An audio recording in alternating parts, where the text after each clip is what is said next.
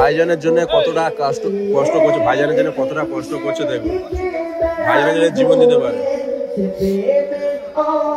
ওই এই যে ও ও কাদাওয়ালা কি বলবে, ভাইজানের জন্য কি করবে, ভাইজানের জন্য জীবন দেবে।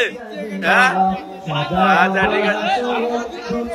ঠিক আছে, ভাইজানের জন্য এত কষ্ট করবে। হ্যাঁ ঠিক আছে ঠিক আছে ঠিক আছে, হ্যাঁ ঠিক আছে, আচ্ছা আচ্ছা, এত ভালোবাসো, আচ্ছা ঠিক আছে।